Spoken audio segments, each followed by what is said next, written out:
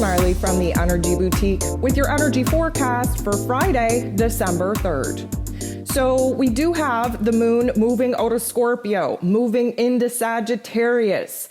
Of course, we are anticipating the new moon in Sag. It is a solar eclipse happening early Saturday. And right now, the transition going from the moon in Scorpio to the moon in Sag is usually a bright one, usually a high vibe one, usually a positive, confident, and optimistic one. However, we're in the dark phase of the moon. That's what a new moon is. If you haven't downloaded your moon guide, I would definitely recommend you go do that. The moon in Sag, typically speaking, wants us to be positive and renew our faith in ourselves, in the universe, to see the bigger, brighter plan, to prepare for a new quest, prepare for a new adventure. And although all of that is very much true right now, we are in the new moon dark phase window, which means that we have to sit with all the dark thoughts, all the dark feelings, all the doubts, the fears, the insecurities in order to realize where it is that we're blocking ourselves from actually tapping into the positive energies of the Sagittarian moon. This is also an eclipse. We have been in eclipse season. It has been crazy. We've had a lot of physical ascension symptoms coming in because of the light codes coming in. This is a karmically scripted time. The universe is in control. We are not. So as we move throughout the day and as the moon kind of makes its journey throughout the day, we're going to feel highly emotional, highly scatterbrained. We will be very present, very grounded in the moment, very much in our physical bodies at one particular point in time. And then bam, we're floating off into space. We are going to have high highs. We're going to have low lows. I would definitely recommend you go listen to this week's ascension forecast because we're coming to the tail end of it. We're preparing for a brand new episode, but the energy is still very real. The ascension symptoms are very real. There are 10 different aspects taking place here today, and 7 of them involve the moon. Right out of the gate, while the moon is still in Scorpio energy, we're squaring Jupiter. This square is a problem because it's a crisis point. It's a tension point. Jupiter wants us to grow. He wants us to expand. He wants to be positive and optimistic about the possibilities of the future. But right now, we're having a hard time letting ourselves go there. Why? Because the doubts and the insecurities and the shadow parts of ourselves are just screaming at us to hold on for dear life, even if we're uncomfortable in this present moment. We don't want to change right now. We just want to curl up into a ball. We want to ride this thing out. We don't really want to stay in this present moment, but we sure as hell aren't ready to make the kinds of transformations that we have to make in order to move on. Now, the moon will be making an aspect with Saturn. This, lucky for us, is a positive aspect because Saturn typically brings us a negative bully-like narrative that kind of, psychologically tricks us into doing things despite the negative narrative in which we're telling ourselves.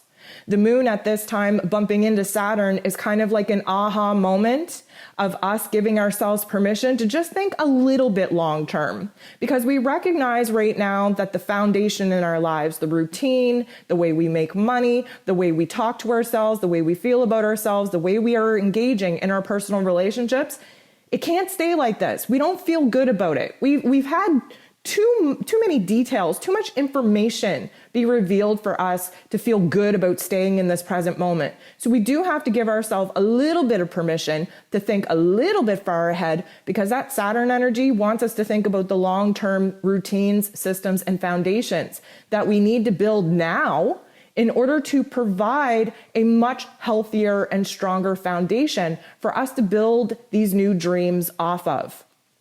Now, Mercury bumps into Jupiter. Mercury is in Sagittarius. Jupiter rules over Sagittarius. We're moving into the moon in Sagittarius. We are in Sagittarius season. There are all kinds of big, bright ideas coming in. There's all kinds of little details emerging. There's all kinds of overwhelming thoughts and emotions coming in that we can't make sense of. We can't even focus on because, again, the Sag energy is not the greatest for focusing in on the smaller details. Now, Mercury and Sag bumping into Jupiter in this way, we're going to be thinking big. We're going to be feeling even bigger. This is an extra kind of emotion, an extra kind of situation, and I want you to be cautious because we're a little bit triggered right now by all of these, celestial energies coming in. And Mercury, although ruling over the mental plane, also rules over how we express ourselves. And Jupiter wants to turn the volume all the way up, magnify whatever it is that we're thinking and feeling. And the downside is that this Sag energy doesn't have much of a filter. It's very direct, it's very blunt. Now, some of us respond really well to that kind of communication, but most of us get a little bit butthurt. So we have to be careful, first of all, on how we are actually expressing ourselves, but we also want to be careful that we're not overly sensitive to other people expressing themselves as well. This is a highly reactive energy. And although this is, trying to show us the positive, trying to show us the possibilities, trying to show us, what the future has in store for us, to give us a little bit of a spark, a flicker to hold on to, it can be a little bit much. So we have to be very careful on how it is that we're monitoring our energy. So the moon then locks into this Sag energy. That's quite a shift early on in the morning. And then the moon comes up to the true node. And as you know, the true nodes of the moon, this is the last kind of hurrah of the true nodes of the moon being in the Sagittarius Gemini axis. It's been 18 months of a very tough love life lesson, of having to open our minds up with very disturbing new concepts, new information coming in that totally rattled our system of beliefs. There's a brand new truth emerging, not only in our individual lives, but collectively as well.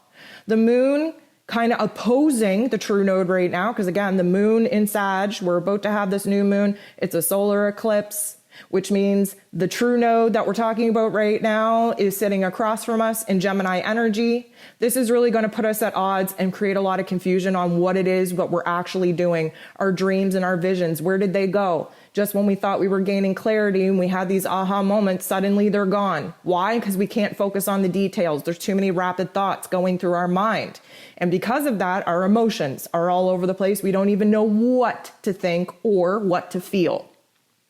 The sun is going to bump into Uranus, and the sun in Sag wants to shine a bright light on where it is that our attention is needed. Yes, our attention is needed on creating a new truth, on getting excited about a new quest, a new adventure, a new life chapter.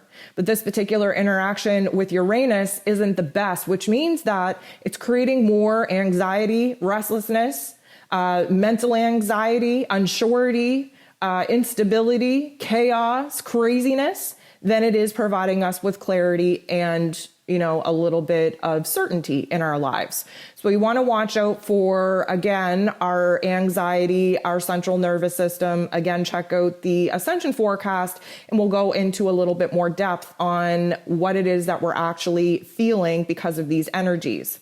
The moon goes ahead and makes a not so nice aspect with Venus, and this really puts us at emotional odds with what it is that we want, need, and desire, especially when it comes to our personal relationships. We don't know what makes us happy. We don't know what it is that we want. We don't know what it is that we need because everything has gone a little bit cray-cray. Again, this is 100% natural, 100% needed. The moon is going to trine Chiron, which means that we do get a little bit of an aha moment where we're like, damn, okay, no, this is part of the process. I remember hearing this. I'm supposed to be confused. I'm supposed to be exhausted. I'm supposed to be overwhelmed. I'm supposed to be at my breaking point. This must mean that I'm in alignment with the energies. This must mean that I'm doing something right.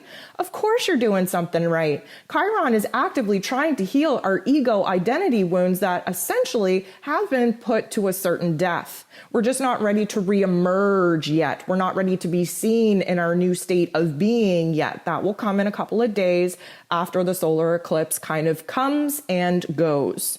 So the moon bumps into Saturn in a very positive way. This is going to amp us up in a very positive way as well, because we're giving ourselves permission to abandon that chaos, knowing that it's part of the process. And we're like, damn, well, if this is part of the process, let's dream about the future anyways. Let's get a grip. Yes, I understand that the roles and responsibilities of me right now are just to be, are just to feel, are just to go through this process. And that it will lead to a green light go to actually tangibly put hands on the physical aspects in our physical realms that we can have control over, that we can manipulate, that we can move around. Now, Mars is going to bump into Chiron. This isn't the best, and I will give you a little bit of a heads up. We are highly sensitive, highly emotional, a little bit all over the place. And because of that, Mars wants to act out. He's very impulsive. He doesn't want to think things through. He would rather act now and worry about the consequences later, which could lead us into a lot of trouble. Because Chiron is opening up our wounds, really focusing on, the tough love life lessons that we're sitting in and how uncomfortable we are. Again, this is 100% needed in a dark phase of a moon to figure out what it is we want to move away from and never experience again, so that we can manifest new intentions for ourselves for this next cycle. Mars has the typical 100% probability for throwing a tantrum right now, for projecting out all these crazy emotions, these crazy thoughts in all the wrong ways and creating a little bit of drama. You could really release your shadow at this point. And because we are in the dark phase of the moon and there's a lot of shadow parts coming up within us, there is a high probability that we're going to create more of a problem than we're fixing right now. We're actually making more of a mess than coming up with solutions at this time, because our ego is getting the best of us. Instead of acting as the observer, we can act on impulse. We can create a little bit of drama. We end the day off with the moon making a not so nice aspect with Pluto. This is going to get messy because Pluto is highlighting our fears, our doubts, our insecurities, our pain, and our suffering. And although all of that needs to come up in order to inspire us and motivate us to make a change, we're not about that right now. We would rather just cry ourselves to sleep because we're tired of it. We're exhausted. We're in the peak of this energy, preparing to go into the new moon solar eclipse energy early on tomorrow morning. And right now, we're not about transformation. We're just about trying to get through the day, trying to get through the moment.